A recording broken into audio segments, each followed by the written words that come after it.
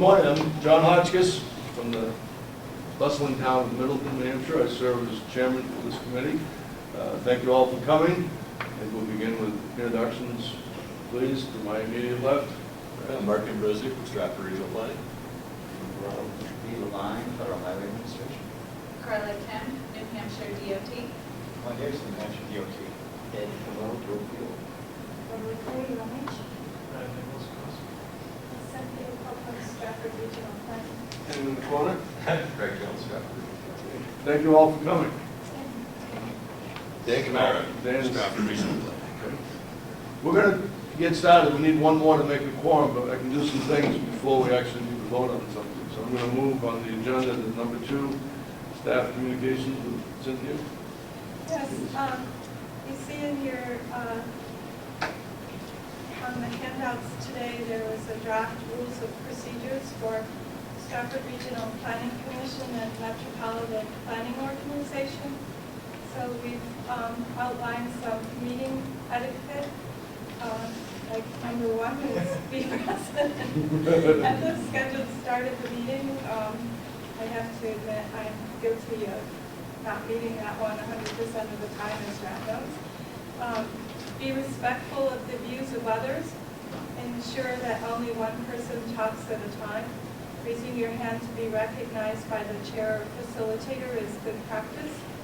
Do not interrupt others or start talking before someone finishes. Do not engage in crosstalk, or sometimes those are called sidebars. Avoid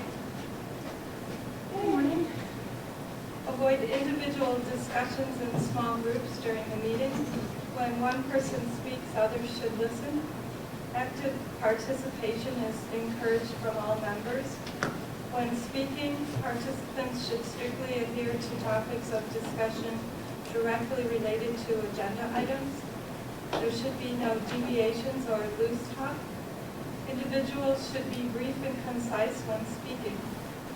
So the Strafford Regional Planning Commission and Metropolitan Planning Organization hosts both public meetings and public hearings. For public meetings, guests are welcome to observe, but should follow proper meeting etiquette, allowing the meeting to proceed uninterrupted. Members of the public who wish to be involved and heard should use such venues as citizen forum, public hearings, public comment periods, outreach events, seminars, workshops, listening sessions, open houses, etc. So then there's been some questions about how we're funded to do our work, and I just would like everyone to know that our funding is provided through the United States Department of Transportation with the Federal Highways Administration and the Federal Transit Administration. So that's all that I have to say today. Yes? As I listened to the rules, I'm reminded of the presidential debate on Monday night, some night, and they went over rules repeatedly, so thank you. For those of you who just came in, please sign in. The sign-in sheet is over at the corner. Pass it around. All right, thank you. All right, on the agenda, I'm up to action items. There's 1, 2, 3, 4 items. Each one, I'll ask for a motion to approve and second, but in the absence of our erstwhile secretary, Marilyn, I'm going to ask that you state your name, you give a motion, and state your name for a second. That way it'll be on tape, and it'll help her to write up the minutes for next time we meet. All right, first item is the minutes from the September 7th meeting. Looks like we're through about 3 pages. Any questions about it? Comments? I'd like to make a motion. Okay. Diane Hardy. I move that we approve the minutes of the September 7th meeting as presented. Is there a second? Ed Comeau, second. Okay. Thank you. All right, any discussion on the motion? All in favor of approving the minutes for the September 7th meeting, signify by saying aye. Aye. Opposed? Thank you. Ms. Stepp. I was, Yes. Mr. President. So that's an abstain for, All right. Item 3.2, Transportation Improvement Program. I believe, Marc, you're going to speak. Afterward, we'll need a vote on this. Okay? Thank you. All right, thank you. Guess we're getting into the heart of this meeting now. This meeting, we're looking for a recommendation for approval to the policy committee for 3 documents, 2013 through 2016 Transportation Improvement Program, 2013 through 2040 Long Range Transportation Plan, and our air quality analysis determination. Getting into the Transportation Improvement Program, at our last meeting, our last TAC meeting, we reviewed the document, I believe. There's a few new portions of it. We have addressed a few of the comments that we received from our policy committee at our our September 19th meeting last month. And so I'm just going to run through this quickly, give you an idea of what's actually in the document. If there's any questions, there are a few printed copies of the entire document over, if anyone wants to follow along, I think over on the table. So in large part, it's it's the same. It's been reformatted since the 2011 through 14 TIP. We go and discuss the introduction to what the TIP is, show our region. We go through. We talk about the development of the TIP, how projects get into the TIP in the first place. Work through the long-range plan process. We do a project solicitation. Projects get recommended for the New Hampshire 10-year plan, and then basically the first 4 years of the New Hampshire 10-year plan become the TIP for our region. Down. We have the schedule here of the process. This is the most recent process cycle, starting with the project solicitation up at the top here, and then moving on down to, at the bottom, New Hampshire DOT submitting the approved document to Federal Highways for final approval. I've added in a little bit more information here. I think we've seen this in a meeting a few months ago, and this is just kind of giving a brief synopsis of the 3 plans, what they are, how they fit together. And I also put in a timeline of the process we've been through this summer. I think this was also in some meetings that we had earlier this summer. To get into, there's more technical writing here about what the Transportation Improvement Program is, financial analysis with more information this time. Talked about the constraint methodology briefly here. This is a section that needed to be in the document. It wasn't in the document initially. It's the operations and maintenance. We're supposed to provide system level estimates for the operations and maintenance, and what we had for information was New Hampshire DOT had the first 4 years, so 2013 through 2016, outlined in their financial constraint for the 10-year plan, transportation or New Hampshire 10-year plan, and we basically grabbed those numbers out of there and took our region's percentage, which was from New Hampshire DOT worksheet, theoretical allocation of the total funds, and split out our portion. Continuing down, more detailed financial constraint planning assumptions were included here. This kind of runs through the documents that we used, runs through the conversations we had with New Hampshire DOT and through our interagency consultation process with Federal Highways, Federal Transit, the Environmental Protection Agency, DES, DOT, and the other New Hampshire MPOs. Moving down, we have the financial constraint summaries. I think we've been through these. We've had them for all 4 years at the tip at this point. One interesting point here, this first year for the federal dollars, it's not constrained. It doesn't look constrained. That's explained in the just above that New New Hampshire DOT has unspent dollars from fiscal year 12 that are being transferred over to fiscal year 13, so we should more than adequately cover the balance there, and that in actuality is going to be a positive balance once these funds are transferred over to 2013. So moving down, the rest of our years are constrained.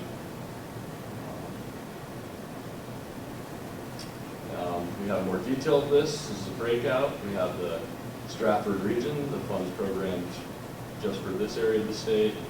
We have the funds programmed for the rest of the state that has been defined into projects. And then we have these statewide programs, which are basically undefined pools of money that can be distributed as needed throughout the state. So there are kind of three different categories that I split this up into, but moving back up to the sheet above, it basically shows what we have here aggregated. And then as we move further down, there's been a new section added, and I did my best with including the acronyms and what they are. This was one of the comments we received. These are the the funding programs that New Hampshire DOT provided us for a financial constraint, and you can see those as we move down into, this is the most detailed version of those lists that are above, and it really breaks down into funding category, federal highways, federal transit, state funding. And once again, we have the Strafford region, the rest of the state here, as far as the projects that have been broken out, and then finally the statewide programs, which is that last category. So I'm going to skip on down here to the project lists. We have here, these are the lists in the tip. These are the projects that are expected to happen in the next 4-year period.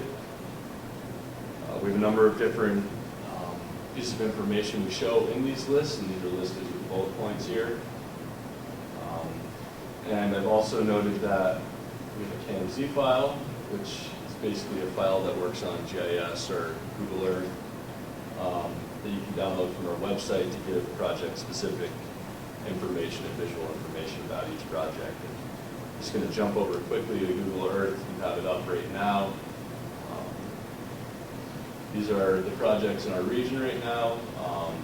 You click on one of them, this little balloon pops up, and it gives you a little bit of information about the project. It gives you project scope, the first year of construction, and the total project cost. And this total project cost can extend beyond the 4-year period.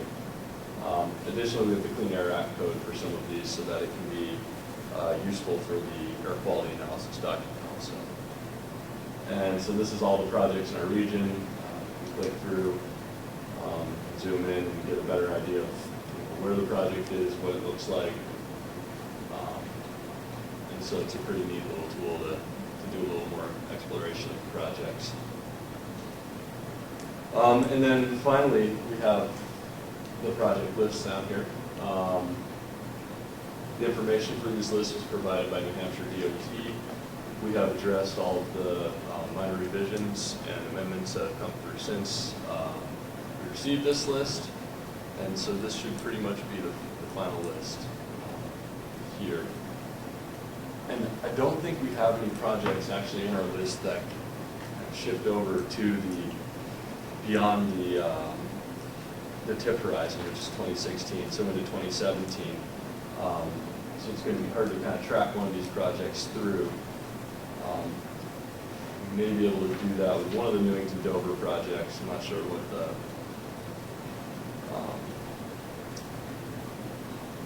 this may be the only one here that we can actually track through, but this is, example of one of the projects here. We have the name of the project, the state project number, the location or the route or road, overall cost, so beyond the 4-year period. The scope's up here. The Clean Air Act code is here. This is a non-exempt project, which is why I have the beginning. These are comments from New Hampshire DOT over to the right. And then we have our the fiscal year, the phase, so this would be construction. I believe that, yep, these are down at the bottom. construction is C, right-of-ways R, preliminary engineering is P, and the funding and where the funding is coming from. So this would have state funding for all 4 years of the transportation improvement program, and it's funded through the turnpike system right here.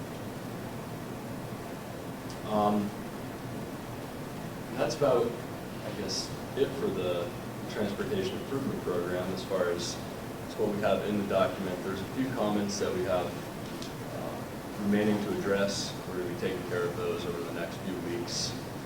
We're going to provide a list of all the comments we received and how we answered all the comments. So one question for me before I go any further. We have to do a self-certification. I didn't know if that happens once we do the approval or we should have it in the document at this point. Yeah, you should have it in the document. Okay. You should submit it with the document. Yep. And I believe that DOT also has to have that signature certification as well. Okay. Should be also done. Make sure we have that. That's referring to meeting all federal requirements, including things like Title VI. Yep. All that stuff. Any other discussion on, I'm going to call it item 3.2? John? Yeah. And this is still out for public comment? Yep, this is out for public comment until, I believe it's October 18th, 17th or 18th, so. We have a little bit more time to receive comments, and there's a public hearing on the 19th in the morning at 9 a.m., so we'll receive comments at that point also. All right, I'm looking for a motion that this committee recommend to the policy committee that they approve the 2013 to 2016 transportation improvement program. Diane Hardy, so moved. Thank you. Is there a second? Victoria Conley, second. Thank you. Any discussion on the motion? All in favor, signify by saying aye. Aye. Opposed? Thank you. Now we're down to item 3.3. Looks like long-range transportation program. Okay. So I'm going to spare everybody going through the entire long-range transportation program. It's about 200 pages long, and there are no significant changes at this point to the text of the document. We've done technical edits to the years to account for the shift from 2011 to 35, 2013 to 40, which is the major change. The biggest thing that's changed in this document, we went through a project solicitation process to review the projects that were in the document, to see if there were still priorities, to clean up the project list a little bit, to get the projects that were in there pulled out, that have already been completed, and to add new projects. And so, in front of everybody, we have a list of all the projects that we're including in the transportation improvement, or the long-range transportation plan. Dan and I worked pretty hard on this to get all the ITS components into the relevant projects, to get a potential construction year, to assign an air quality analysis year for projects that needed an air quality analysis year, and to do the year of expenditure cost estimates. Greg did a lot of work for us, basically pulling out the costs of similar projects to the ones that we have in this list, finding out how much the different phases cost, finding out how much they just cost in general, and then Dan and I went through and applied inflation factors to it so that we could get year of expenditure dollars. We've done our best with this here. It's a pretty long list, so I split it up by year. The towns aren't kind of mixed in with each year. We did our best to get the important red list bridges up near the top of the plan, important intersections near the top of the plan, basically the high priority projects that we want to happen sooner, kind of near the front of the 2023 through 2040 section of this plan, or of this list, excuse me. So going through, there's a lot of projects in here. If there's any questions about any of the projects, we may have a few minor things that need to be corrected at this point. But I think we've accounted for everything. We also have a list of vision projects, and some of these are new, some of them are old projects that were in the last long-range transportation plan. And we've included these. These will all be pulled out and formatted into our long-range transportation plan. Didn't want to do that until the plan was pretty much finished so that we don't have to reformat 8 times on the Word document. Going through again, we have quite a few vision projects, and I think there is some opportunity for vision projects to be added to the plan next time we do an amendment or do some major update to the tip where we have to readdress the air quality conformity analysis.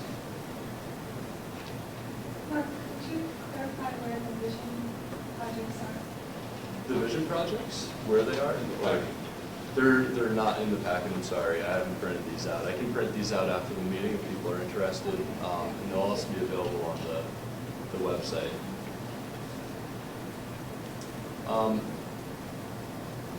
And so for the long-range plan, we've also created financial constraint, and I have the planning assumptions and financial constraint on the table if you don't have a copy in front of you.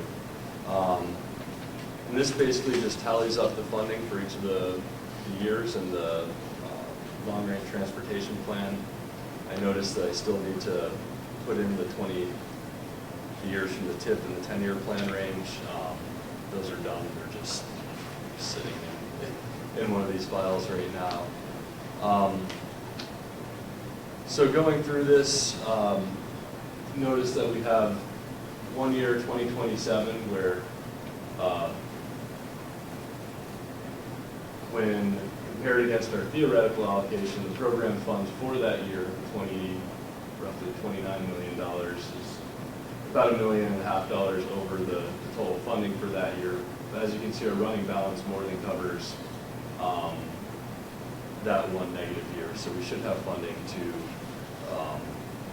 construct the projects as we have them laid out in the long-range transportation plan. We are constrained for all the years except, like I said, I think this is 2027. But once again, the running balance should more than cover our needs for funding.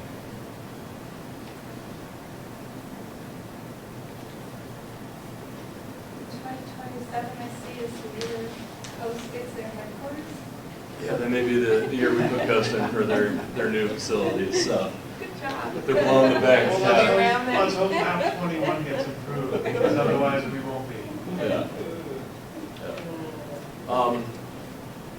So once again, these projects, the lists and the financial constraint are going to be added to the end of the long-range transportation plan document. So again, I didn't want to put them in there until the lists were pretty much complete. It takes a long time to format these, and if I have any corrections, I'd love to do them in Excel before getting them into this other plan. The operations and maintenance is another thing that we calculated for all the years. So over here you can see these first 4 years that we have in the transportation improvement program. We're going to be formatting and including the rest of the years over here in the long-range transportation plan. So this has been calculated.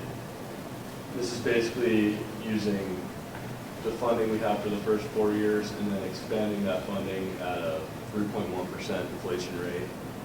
And then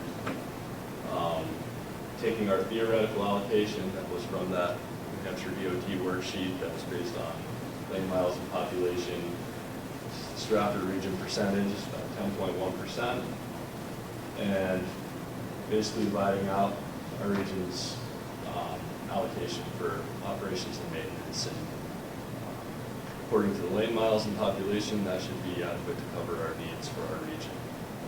We don't have any local figures for operations and maintenance on on our local roadways. Those numbers are tough to come by in New Hampshire. And I guess that's about it for the long-range transportation plan. But I guess getting back to the big master plan list, we were able to add all the projects that we had sent out to communities. The vision projects were basically vision projects by request of the communities, and for the most part, some of them are just massive projects that we don't know if there is community support or there's adequate funding to actually do these, and that would be like an exit 10 on the Spalding Turnpike project, or the U alternative where you're building a new interchange on the Turnpike, and there's interjurisdictional issues there with Dover, Somersworth, and Rochester all kind of having a pretty big stake in that project, and there's an awful lot of funding that needs to go into something like that. So we don't know if there's the political will, we don't know necessarily if this project's going to happen, but it's something that we think in the future should happen if we can get things together to do that. So those obviously haven't been included in the big list of projects. Would you explain if there's a vision project, and right now it seems very, very visionary, there's not a lot of public support for it, but if that materialized in some way, how is there some validity about those projects getting? Yeah, absolutely. And how does that happen? I would say the first thing to do would be to come and talk to Dan or I just about the project, saying, there is community support. We would like to see this project incorporated into the long-range transportation plan. If it was an exempt project from air quality, then it's really easy to get a project like that, and we just work through the TACing policy process, and probably take about that. If it is a non-exempt project and not in a non-attainment area, so in one of our 6 communities that fall under the non-attainment area status, we would have to wait for an opportunity where, say, New Hampshire DOT and the New Hampshire Metropolitan Planning Organizations were doing an amendment to the Transportation Improvement Program. And oftentimes those amendments, we have to make a conformity statement for air quality. We have to say that, these changes are not going to impact the air quality status of our region, of our state. So if it was going to impact air quality, that would be an opportunity. So those happen, I think, with our last iteration of the Transportation Improvement Program. We had 6 amendments, and I think 4 of them we had to do some form of air quality statement. So anytime we have to do an air quality statement, we have an opportunity to go back in there and make some changes. And so I'd say, worst case scenario would maybe be a 4 to 6 month turnaround on getting that project into the list. But yeah, there's hope, absolutely. Yeah.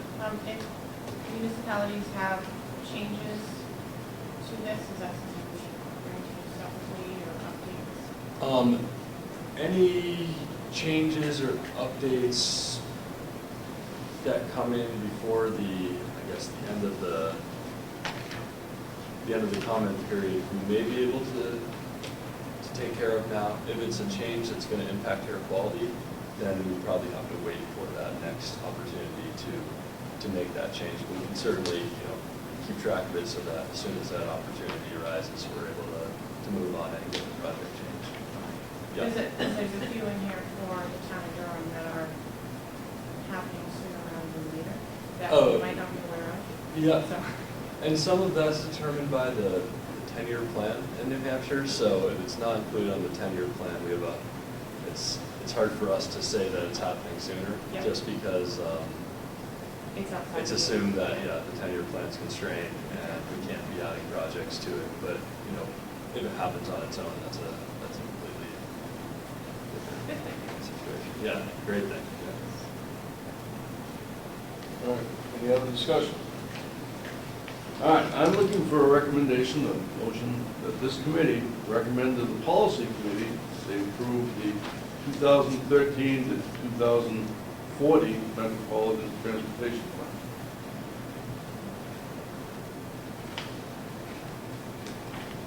Make a motion. Okay. Brad Nichols. Is there a second? Emily Fraser. Discussion on the motion. All right, all in favor, signify by saying aye.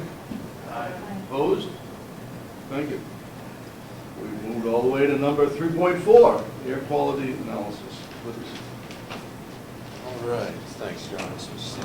Yeah, we can switch real quick. Mark's touched on it a little bit already, and you've probably heard the non-attainment and exempt and non-exempt terminology being tossed around, but basically because we are in what's called a non-attainment area for ozone, which is designated by the EPA, we have certain responsibilities to model our mobile source emissions within that non-attainment area. The non-attainment area in the Strafford region covers 6 communities, as Marc was saying before. Just pull it down to the map real quick so you can see the non-attainment area communities. Basically what you see in this map is the outlined red area is our model area. We share a model with Rockingham Planning Commission, so it's a shared Strafford-Rockingham model. And within that, there are the non-attainment area communities. In our region, they're showing up as that kind of brownish color: Rochester, Somersworth, Dover, Rollinsford, Durham, Newmarket. And then it's the entire area for Rockingham as far as non-attainment status goes. So that just basically means when we run our model, we have to report and show what we're modeling for emissions for things like volatile organic compounds and nitrous oxides, nitrogen oxides. But that's where the non-attainment area, and I'll show you what not exempt and exempt means shortly. But basically this document, I'll just go quickly back up to the top, it runs through why we have to do this, our process for going about it, how we coordinate with the other NPOs, and DES and Federal Highways and OTA. It goes through certain model parameters, what we're including as far as census data, anything that the model is basing its estimations on. But I know we've ran through this before, so I won't go into too much detail. It's really not a super long document, but I do want to go down to the project lists. Actually, I might as well just show the draft air quality results while we're here, just to show you that we are in conformity. But basically, like I was saying, we have to report emissions for volatile organic compounds. This is the breakdown for VOCs, or volatile organic compounds, in our non-attainment area. It's probably easiest to see in this graph right here. At the top, you have our emissions budget, which is defined in our state implementation plan. So that is 8.9 total tons per day. That's what that 8.9 means right there. And as you can see in the first analysis here that we have for 2022, we are right at that number. So that was pretty close as far as conformity goes. But you can see in the outer years, 2032 and 2040, we're well under the budget for VOCs. So that's showing that we're in conformity for that particular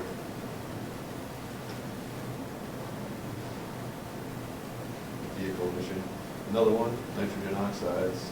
Again, same setup. You have the budget up here, 11.8 tons per day. It's actually a summer day. And again, we're showing all the analysis years under budget. So we are again in conformity there. Also, Nashua and Manchester, they have to report the carbon monoxide too, but that's not something that we have to report in our region. So that's not in this document, but it is part of the overall conformity determination. But getting into the what's exempt and what's not exempt. You see in the appendices here, the first appendix goes through all of our exemption codes, and what exemption means is you are exempt from air quality, meaning that a project is not going to impact vehicle emissions. Say if you're doing a corridor study, or you're just replacing a bridge, it's not something that's going to change the capacity of the road. So something like 93 or over here in Rochester on Spalding, you're adding lanes, you're adding capacity, it's going to affect vehicle emissions overall. But say something like a study or a bridge replacement, or a simple, there's a bunch of things on here, fencing, little things, guardrails. There's a lot of projects that are just exempt from air quality. So this list goes through all the different exemption codes, and then we get into the tip and long-range lists, and it goes through each project that we have. First, we have the exempt projects. Goes through all of them. You have the project, you have the Clean Air Act code, location, scope, and potential construction year. The exempt list is a lot longer than the non-exempt list. We'll just skip down to the non-exempt list so you can get a feel for what a non-exempt project is. And all those acronyms are laid out on a sheet of paper. Acronyms? The A, the E, Yep, 12. yep, that was appendix 1. Okay, Yep, that was the first appendix here. Appendix 1 has all the exempt codes in it. Just skipping down to. copies of that. Yes, there were some copies over there. I can print additional copies if we need more. We don't want to print too many. There are a few copies there for handouts, but if we like more copies, we can certainly print more. It's also on our website too. Yep. But yeah, once you can see the non-exempt list is set up a little bit differently. You have the town, you have the location, the scope, potential construction year, but then you have this open analysis year. So that's when it's the first analysis year that it gets modeled for. So this first one in Durham here, this is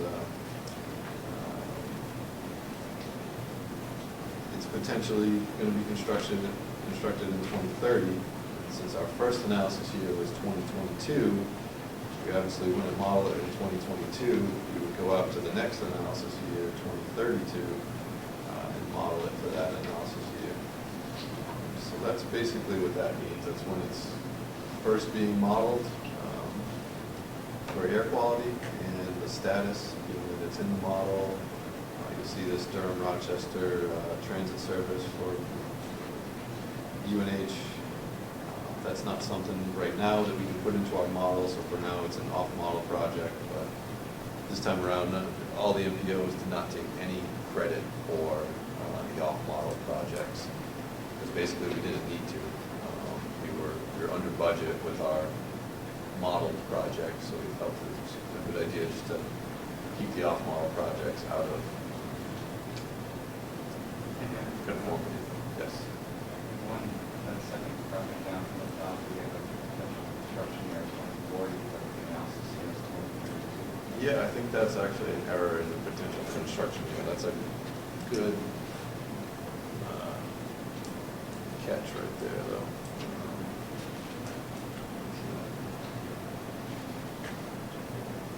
Might have already noted this one down, actually.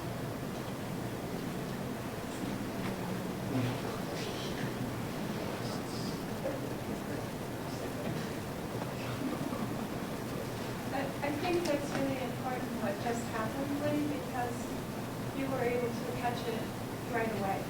And so all of this work that Marc and Dan have done has made it so that the reviewers who also have to go through this process and review it, it's more accessible and easier for you to pull it up and ask the questions you need to ask. Yeah, I think the format is really good.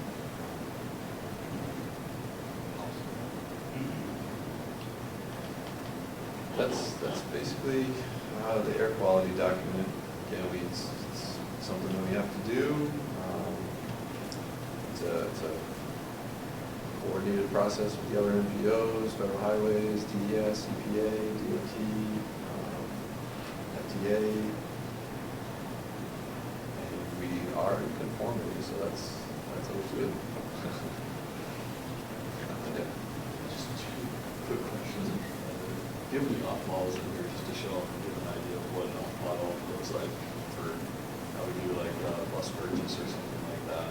I don't have one of those in here. We didn't include those because we didn't take any credit for them. But yeah, just I guess building on what Mark asked, how do we do an off-model analysis? It's really a simple. There are different templates depending on the type of project. So like a bus replacement, like Mark was just talking about, you're going to be taking old buses off the road that probably putting out higher emissions than the newer buses will be. So there are, let's see, emission rates for different bus engines. All you need to know are the emission rates, roughly what's the average speed of that bus, how far it's going to be traveling on a daily basis, and then it's just simple math from there to figure out how many emissions it's going to be putting out. So you compare it with the old buses to see what your reduction in emissions is going to be based on those newer, more efficient engines in the newer buses. So it's really just Excel sheets that you plug numbers into and gives you an emission rate. The other, I thought that DES had changed the budget for the VOCs to 9.2. It's 8.9 on our information. That might have been through an interagency. Yeah, I guess I was hopefully going to ask Paul for some clarification on that, but Paul's not here today. That is one possible change that might be being made. Go back up to the air quality results for VOCs. This number, I'm not sure, I'll have to follow up with DES about this, but this 8.9 budget figure might actually be being bumped up to 9.2. So you're right, yeah. So that Mixed moves or something. yeah, it's a different input into moves that they had used the first time. I'm not really quite sure on the details, but it would just put us in a better situation as far as conformity goes, and we're already in conformity, so it wouldn't really affect things. It would just make it look in better shape for conformity. See a higher margin for adjustments. Sure, yeah. Getting limits.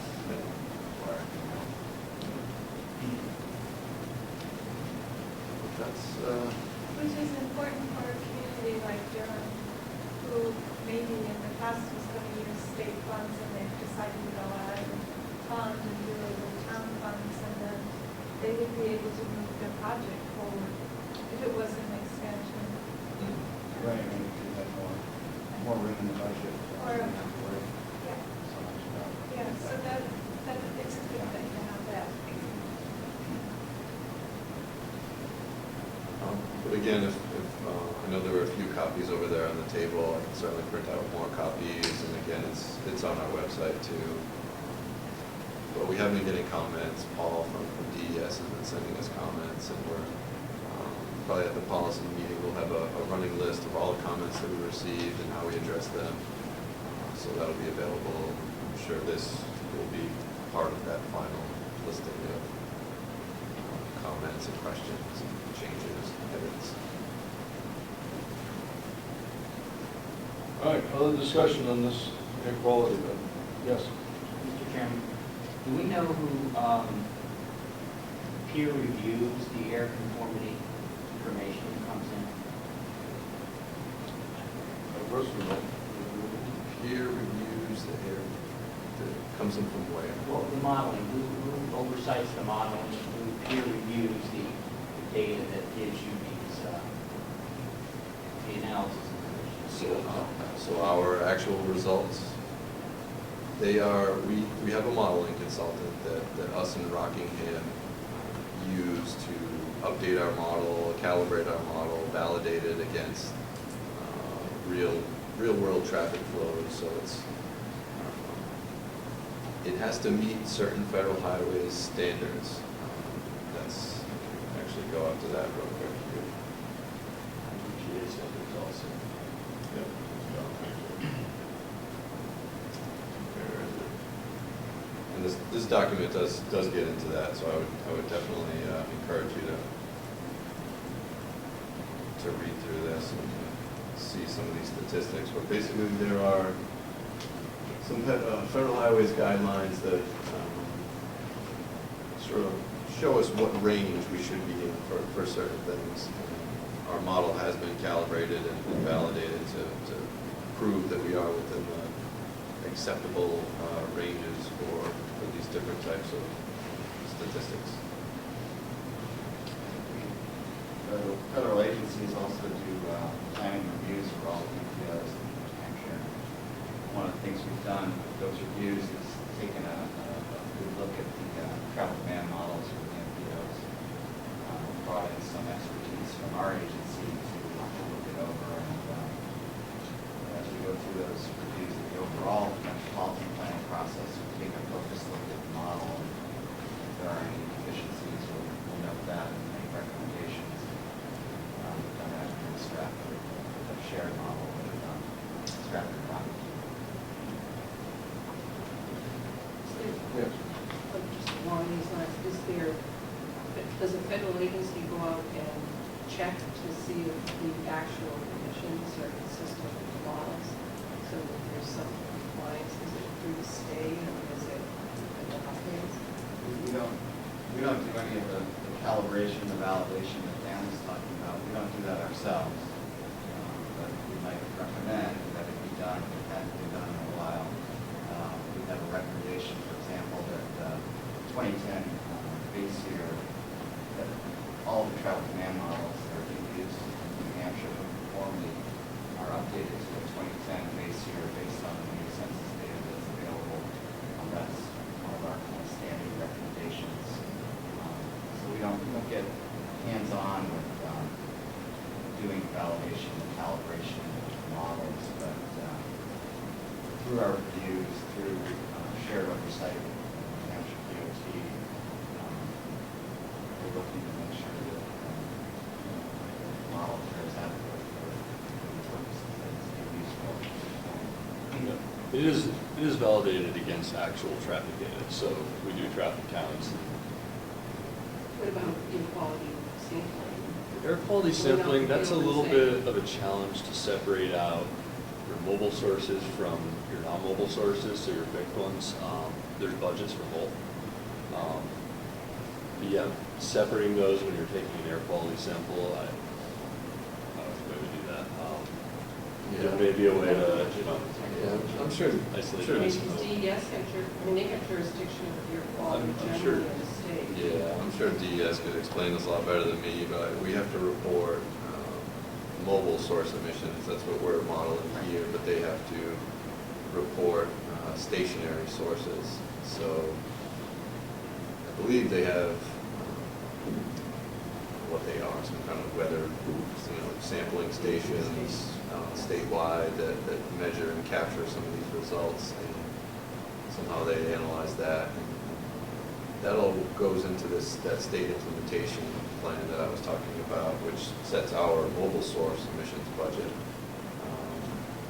So, again, I'm sure they could explain it a lot better, but there is some thoughtful testing and science that goes into the budgets that get produced. I'm digressing here, but in Newmarket, we just approved a proposal for an animal crematorium, and that was one of the big issues, air quality, and who's going to be permitting it, who's going to be monitoring it, and so that's why I'm interested. Okay.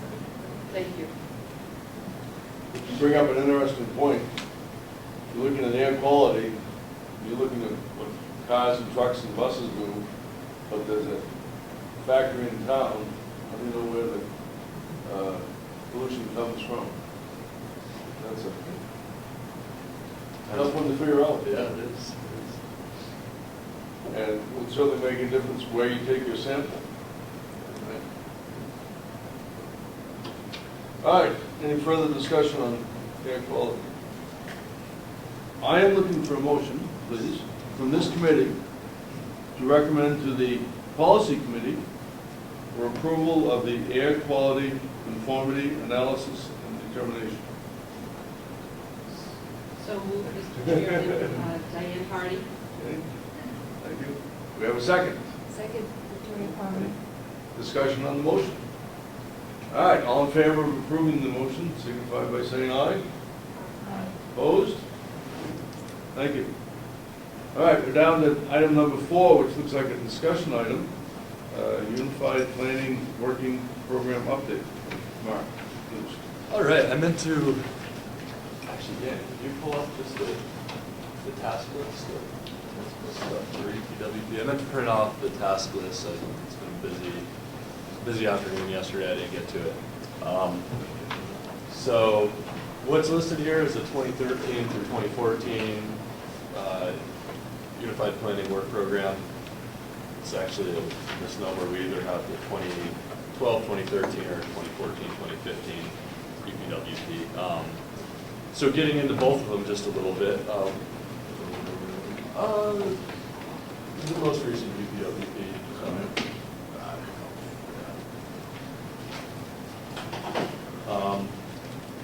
So there's a long list of federally funded projects and work that we have listed in the UPWP. We are finishing up or I guess we're about a third of the way through the second year in our current UPWP, and I think we're making pretty good progress on the tasks that we have listed in the document. The major tasks to finish up this year in this cycle of the Unified Planning Work Program are updating the Unified Planning Work Program for the 2014-2015 time period, and also annual list of obligated projects, and then a couple other data collection and small projects. We're going to be working with DOT and Hampshire Federal Highways to identify our budgets for the next planning cycle. Put some tasks up. Yeah. No, one second. Take a look. Wait.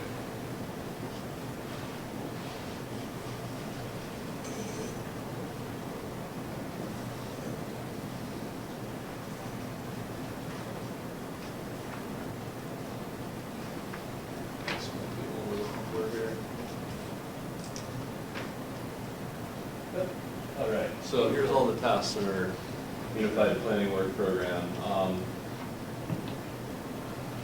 right, task 100 is basically our administration and training. These are ongoing things.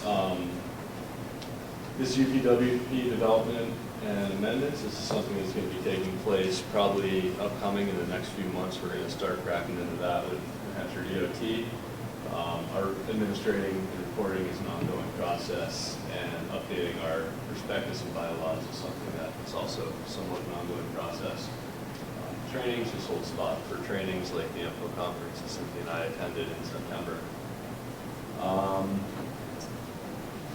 Moving on down, you can see the projects we're working on now, the Transportation Improvement Program, the Metropolitan Transportation Plan, and the Air Quality, what is it? 209. Oh yeah.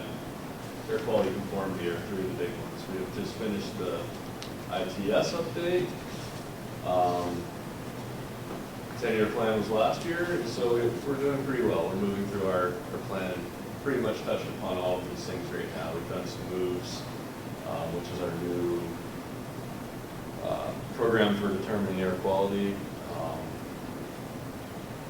Yeah, so the 200 category we've done well. The 300 category is really talking about our public outreach and our committees. So we have the Transportation Advisory Committee today, Policy Committee, and other public things, public involvement, our website activities, any coordination we do with Maine and our counterparts over in Southern Maine, and the representation. So that would be oftentimes going to public meetings like the 108 or the 108 Bike Shoulders meeting we went to on Monday in Durham. once again, these are ongoing projects, making good progress on all of these. Category 400, this is most of the data collection we do. We've actually, maybe gone a little bit above and beyond the data collection efforts that we had outlined here. Traffic count, we have one left to do, 1 town left to do, Durham. Pretty much done with traffic counts for the year and for the UPWP cycle.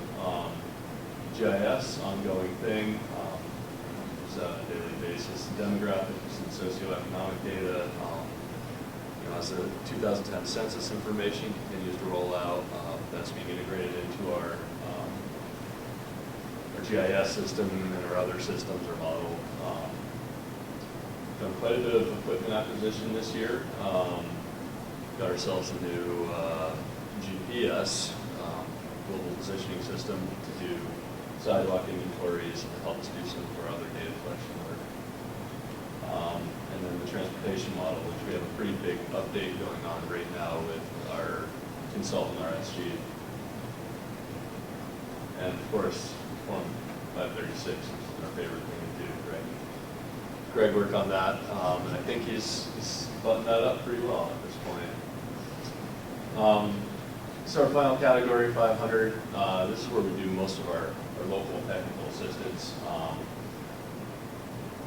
This really touches on the work we do with transit agencies, so the work we do with Coast, the work we do with Alliance for Community Transportation, planning assistance that we give those organizations. Our local work, so anytime that we're working with Newmarket now on their pedestrian bridge project or transportation enhancements project, it's the type of thing, it's an ongoing process with communities. And we've done quite a bit of this past year, between working with League, with the Traffic Circle, Park and Ride, just really all over the region. Our statewide and federal assistance, do quite a bit of this work also. We've done a lot of it over this last 2-year cycle. It's an ongoing process.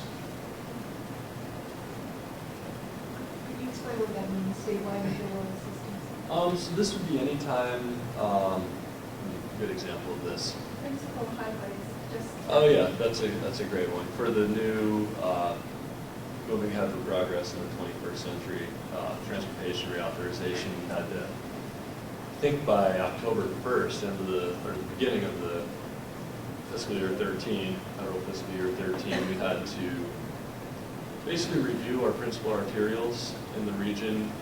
There's a definition for that in the highway design or one of the guidance books out there. And we had to look back through all the roads in our region and see, have we added lane miles, have we taken away lane miles from the principal arterial system? And it really helps us determine how much funding New Hampshire's portion out of the total funding for the country. So that's one of those examples of things we've done recently. We went through, and I don't think we added many lane miles, but Actually, I don't think there are any changes in our region. yeah.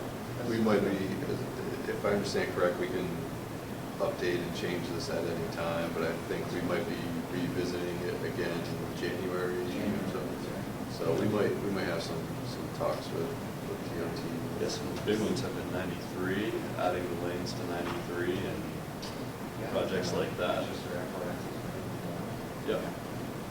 This review, the quick review before October 1st was done really as an opportunity for folks to update the principal arterial systems because in map 21, there's a new definition for the national highway system, NHS, which includes all principal arterials now. And we produced some new NHS maps based on that new definition. We wanted to do that by October 1st. So it's the Regional Planning Commission assisting the federal government updating. Yeah. So yeah, we're asking to help again to try to do what we can. Moving on down, local public agency support. This is really focused on communities that are trying to get a grant together, trying to implement a grant, I guess. Safe Routes to School is one of the big ones we work on. highway safety we've also worked on quite a bit. Scenic byways we've worked on quite a bit this past year.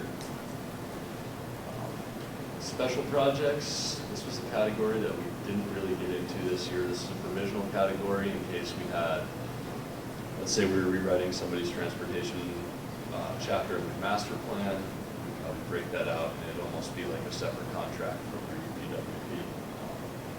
Or another example would be the, when I was over at Hampshire in New York State, they have a complete streets ordinance for the state now, and towns, cities can also adopt a complete street ordinance. So, if the community wanted a complete streets ordinance or access management, we could assist with that. But we have to, because that's a large project, we have to write up a scope of work and present it to DOT and get approved. And we track a project in the special projects category a lot like a locally administered project in any community. So you'd have to probably be using pretty much the LPA manual that everybody's so fond of. Moving on, the regional coordinating councils, coordinated plan activities. We actually updated our coordinated plan last January or February, I believe. So another task that we've been actively working in, and finished the updated plan that we hope to work on. Another ongoing process, though, this planning can be, I think, somewhat dynamic and can be updated as needed. I already talked a little bit about transit agency support. TDM support is transportation demand management. Don't believe we've been asked to do too much TDM support. You know, I guess working with Coast is a lot of that transportation demand management in the region. And Wildcat, yeah. And then the 508, the bike ped planning and multi-region bike ped planning. We have done some of this past year. I think we've done some multi-use trail work, a lot of mapping, and I think that was primarily for Strafford. And we've really started working out our methodology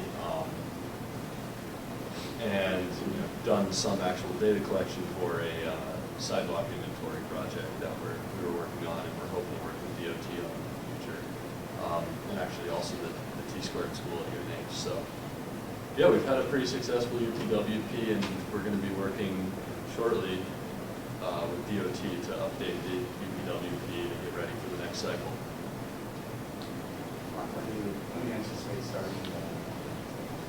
I'm guessing we're going to start looking into it pretty much as soon as we get these 3 plans approved and sent off. I want to make sure everything's kind of in order before then, and then we're going to start reviewing our UPWP after the last update. It seemed to work really well for us, the way it's set up. The work that we had done with DOT seemed to make things go pretty smoothly, and hopefully it won't be changing nearly as much as it did last time. It won't take the serious undertaking that it was last time. So we'll see how it goes. We're definitely going to be looking into it and trying to identify any new tasks that we're going to need to do. Work with FTA to see if we need to update our planning emphasis areas for the next round. So Yep. I'm asking what the timing of it all is. Working on that now. A lot of it's going to be carryover. Yeah. It's new, but now 21 compliance. Yeah. Could you pull up the planning emphasis areas? Yeah. I think it's right in the front.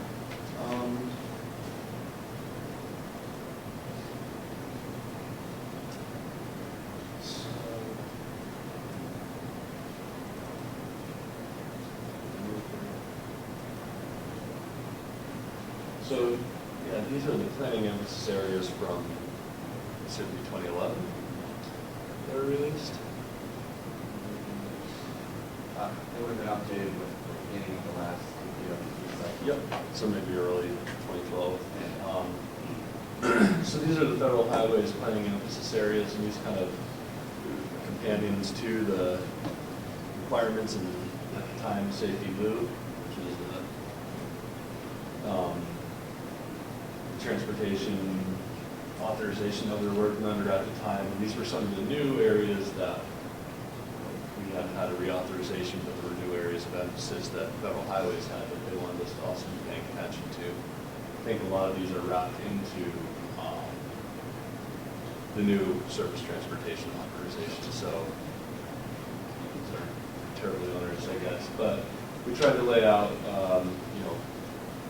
which of our UPWP tasks these correlate to those tasks that we just went through, fulfill the requirements of the planning emphasis areas. So, Did you create these categories? no, these were created by federal highways and federal transit. So they're derived from the highway reauthorization, the one that was in place then, safety bill. Yeah, they're derived from federal requirements as well as where we think our risk areas are in the planning program, public planning program, and new initiatives that will come from the administration. So number 8 there, planning performance measures, I imagine we're going to see that one expand, and so it'll be three-dimensional on that one. That's the main one, that's right. We'll have to buy 3D glasses. Yeah, That's why we're doing all the data collection Yeah, now. that's Just exactly get ready for our yeah. performance measures. It's going to be coming, it's going to be real main thing, a lot more information. That's pretty much all I have for the UPWP. If anybody has any additional questions or has any input about what you'd like us to be doing for the next UPWP, at any point, talk to us about that. You guys all set? All right. Good. Item 5, local project updates. Both Dan, Mark, and then anyone else that has a project in their community, their area that's being worked on. Updates. Thanks, John. I just wanted to mention that the 9 RPCs and DOT are currently working through a lean process for the 10-year plan right now. Lean process, for those of you that don't know, is it's basically a process to help make a already defined process more efficient or more effective, streamline it, etc. So that's what we're trying to do with the 10-year plan. We've only had one meeting so far. We have another meeting scheduled in another couple weeks. But all we've done so far is map out our current process,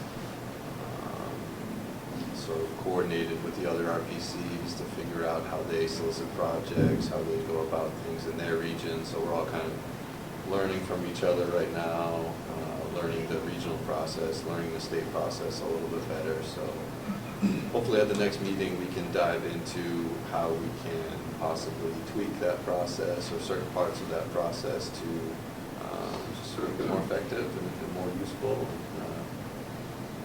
Yeah, that's the goal of that process there. So I guess hopefully by the next meeting we might have some more information about what's come out of that process or possible ideas that we've come up with. So hopefully we'll be able to give you a little bit more information about that next month.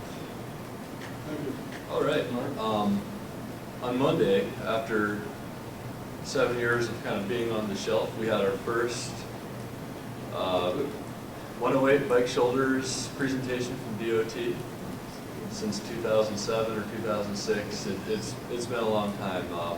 Ron Graham Mason came down, gave a presentation, talked to us about how the project's changed, talked to us about the schedule for the project, and it sounds like Commissioner Clement has emphasized that the project needs to start by 2014. So I think June 14th, 2014 is the absolute final date for Phase A, which is the middle section of the project. And advertising for the outside section, which has a lot of right-of-way issues. I think there are 77 properties that are going to be impacted, and including wetland or historic district issues. That's going to be advertised September 9th 2014, so the construction season would be starting up in spring 2015. So we're really happy to hear about that. This project's been a transportation enhancements project since 1998, and I haven't seen anything about it for a long time. But Ron assured us that, you know, his face was the face of the guy who's going to complete the project. Very excited about. They've actually proactively planned in bus pullouts, which I'm sure is going to make Rad and Wildcat. But really very happy about that. So yeah, we're really excited about the project moving forward. They are also working with Durham right now to replace the Hammel Brook Bridge, which is basically a big box culvert right now that overflows when we have heavy storm events. And really, it's kind of dangerous. It cuts off one of the evacuation routes in the region, and it also cuts off a lot of, or strands a lot of residents of Durham and Newmarket. So, you know, ideally, this bridge replacement would be rolled up into the basically road rebuild. But DOT is looking for matching funds right now, and I think that they are stretching out, trying to find where they have available funds to provide the match. I think the majority, 80% of the funding will be provided by FEMA, or maybe 90%.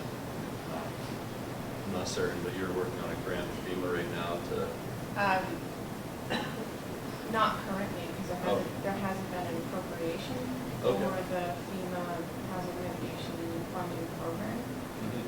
So we've been in close contact with New Hampshire Homeland Security Emergency Management, and they'll let us know when there is an appropriation. I don't mean it. Oh, no, that's great. If anyone's interested too, you can also view the town council meeting and the presentation on DCAT online. You can get through it through the town of Durham website. You're probably there till midnight. Actually, it was great. They, I think they got the meeting done by about 9:30, or well, my part of the meeting. So. Yeah, it was a great show of support from the community and the region. Yeah, there really was. It was really great presentation. And now I'm not sure, I know it was mentioned that they were hoping that the Hammel Brook Bridge would be municipally managed. I'm not don't know entirely if that's sure. the case. Yeah, I think if it's rolled in with the entire project, it would probably be. I'm guessing it would be DOT managed, just because it's part of a big project. But yeah, I'm not certain. How did you get DOT to agree to do it as one of their projects as opposed to a school village project? The one in Newmarket, I'm getting the impression it's supposed to be a municipal approach. Yep. Not the section of that project, but on the southern part. Well, I was in high school. Gee, if we could get the state to, I mean, the right-of-way acquisition is the state project. You know, that's going to be a real issue for us locally to deal with that. So, you know, my hope was that they didn't have to do the other project from the other side of the town. Didn't say that, you know, fashion. That project, you're talking about. I'm talking about the Like shoulder So project. that project was originally a cement project Cement, right. proposed by New Hampshire Department of Transportation district staff. Originally, right. Yeah, and then there was a conversation in the mid-2000s where it shifted over to a municipally managed Right. project. Can we shift it back over? You know, I'm just saying, I because know. it's, On our- coordination-wise, it's going to be On our very side, challenging. on our side of that, I think there's been some discussion on municipally managed versus state. And that Hammel Brook project is closely related, well, completely related to the problems we have on Bennett Road, as well as the problems we have on Long Marsh Road. They're all connected, so if, say, if Hammel Brook is completed, if Hammel Brook is not completed and the town of Durham does Long Marsh Road, that could potentially detour all of the traffic from Route 108 through town of Durham roads. they're all very connected and very interlinked. And I was actually going to mention, we are in the putting an RFQ out right now for engineering design for Bennett Road and Long Marsh Road, as well as a couple other problem culverts we have in town. April, where exactly is that culvert that they were referring to? Is it near the northern part of the road? I was trying to figure out where the culvert was. Which is that one? It's the one that, well, the box culvert. Hammel Brook? The Hammel Brook. Yeah. Oh, you haven't. Further north. I was just trying to figure out where it was. Yeah. It's where it ices up in the winter, not your place south. Is it Excellent. rated here? Yeah, it's right in there. I don't have the grade. I don't have a, can you zoom out a little bit? Yeah. Oh, okay. Where is the stage coach? Oh, here we go. Marsh and Bennett. That's it, yeah. Okay. Down here? Yeah. Bennett goes until then. Long Marsh is to the right, and Bennett is to the left, and then Hammel Brook is up right here. Right here? Up past that point. Yeah. It does have great resolution. I Very know low that through road. there, all It's, the wetlands coming from I- every I- Long Marsh. You can see Long Marsh.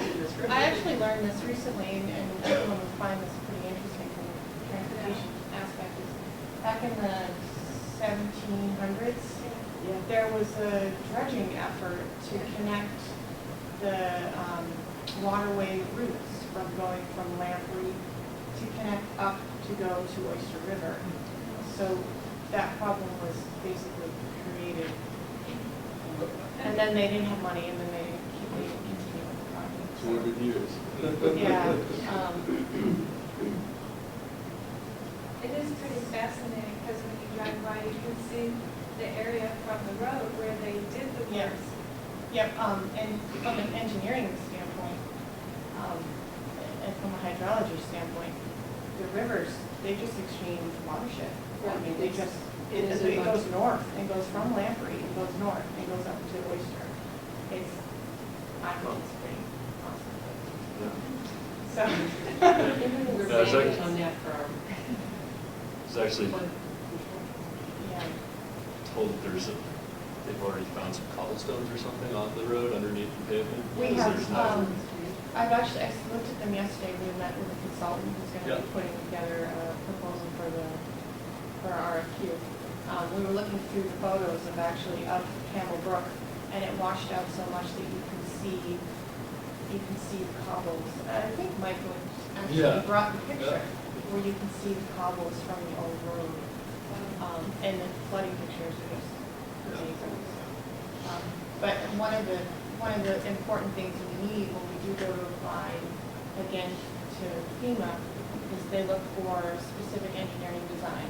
They want a plan, they want estimates, and that's one thing that we don't have yet. So we have 2012 engineering monies that we're using for that. And also Long Marsh Road is in the 2013 CIP, which has yet to be approved.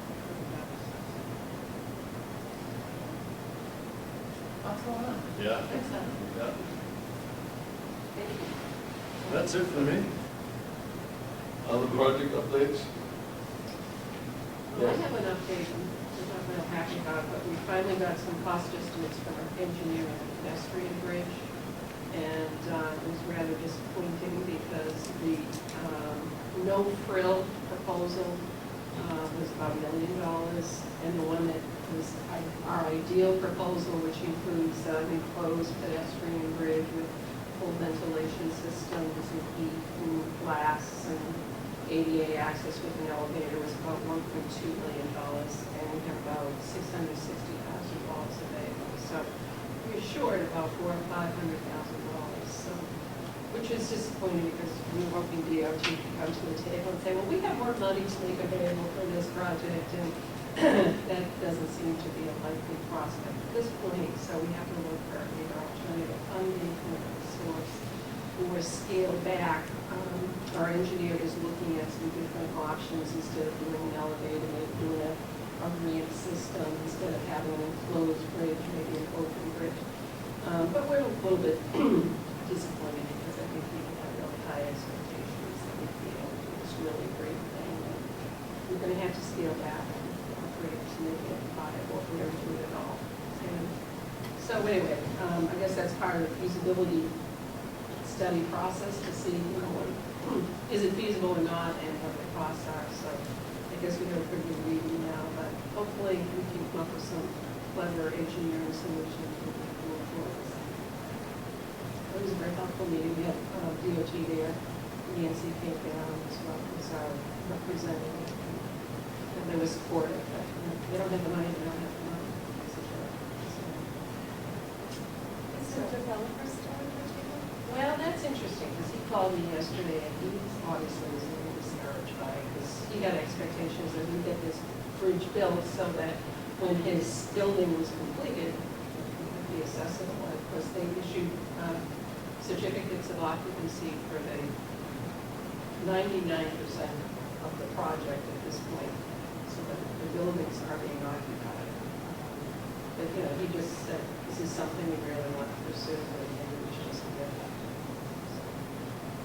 But he's going to continue to work with us until we, hopefully we can come up with some solution. Just curious, any lessons learned from where things went wrong in terms of developing the cost estimate for the application and where we are now? Well, yeah, actually, of course, the engineer for Chinburg, the builder, put the original cost estimate together with his consultants. And they're used to doing things, you know, fairly quickly, call up a contract, if you come down next week and do the project, how much is it going to cost, let's go forward.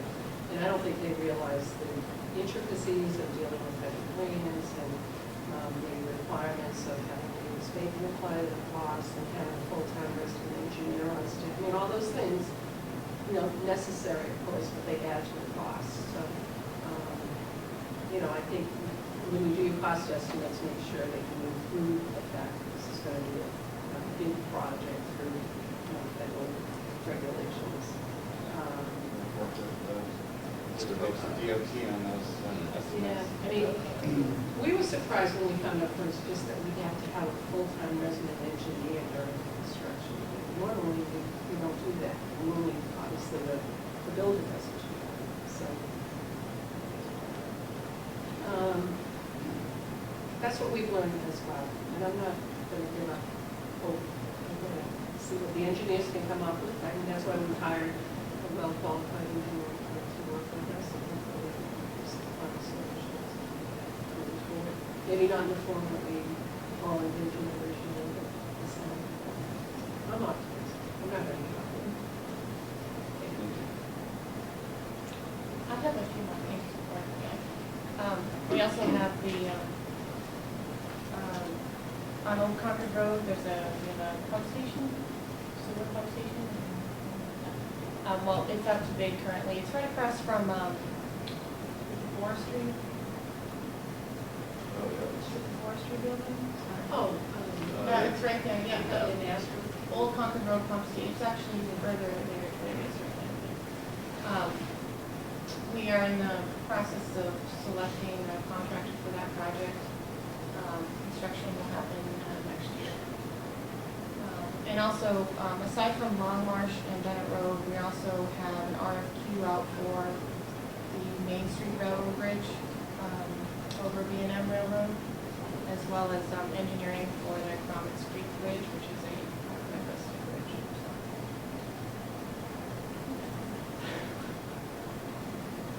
And a big project going, well, under review right here.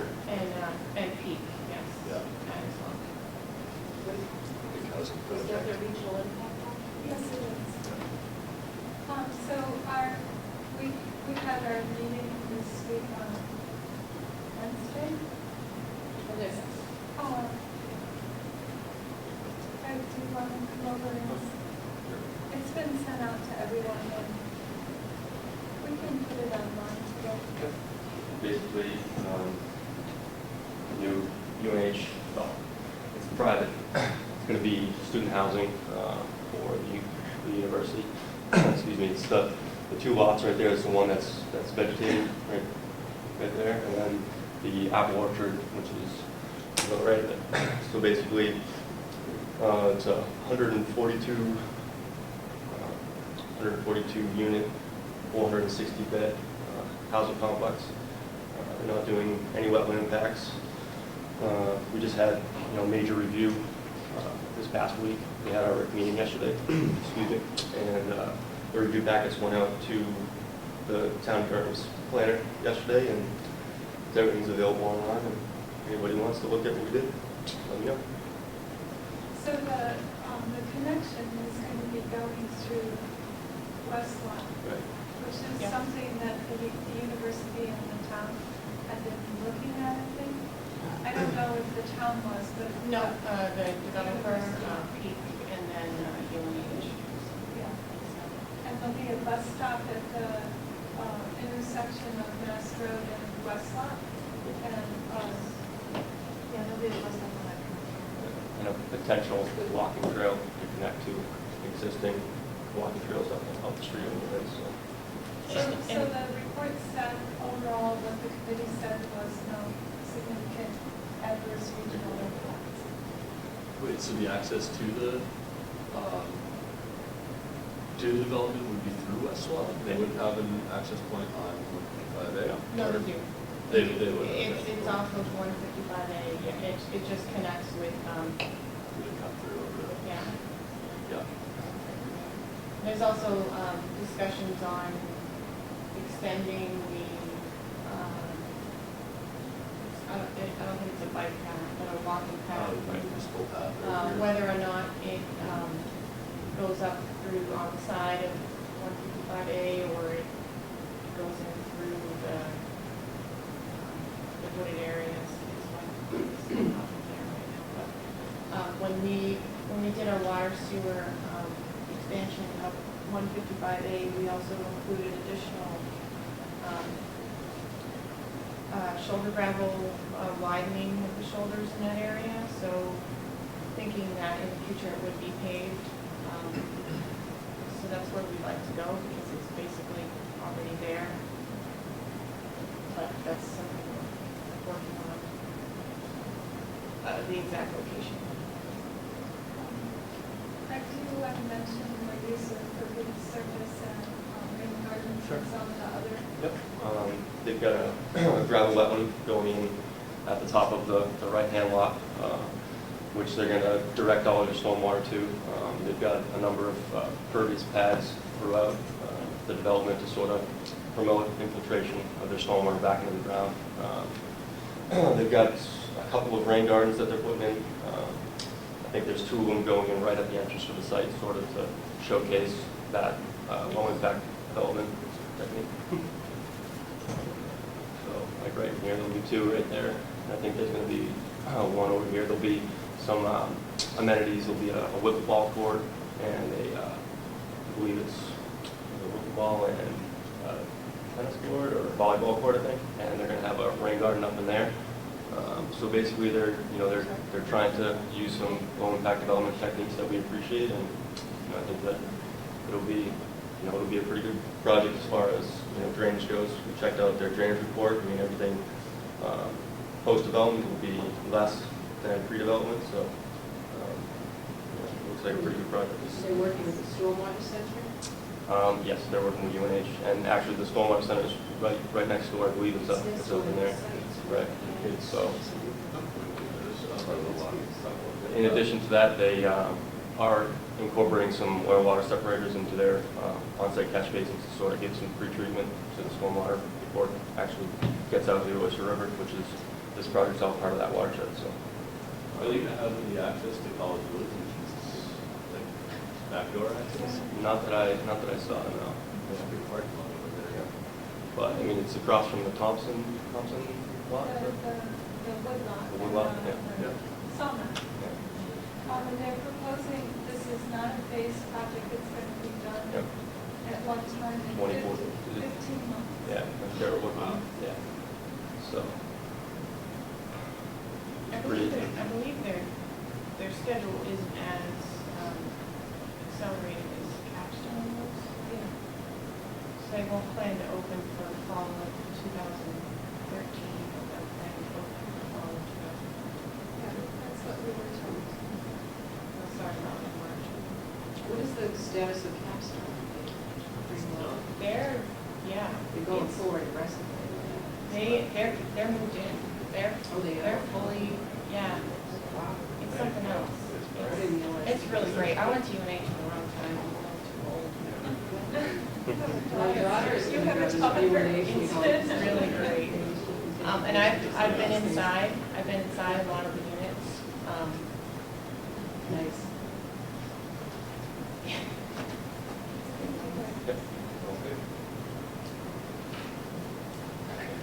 Thank you for the rest of You said you went to UNH at the wrong time because you missed out on these nice houses? Yeah, they didn't have housing. I mean, UNH always had a problem not having enough housing for the students. Would I be dating myself if I said when I went to UNH, some students used to live over the Copelands? That was their housing? So did I. You always knew when those students came into class. Yep, I know where they come from. It's pretty exciting. The clubhouse.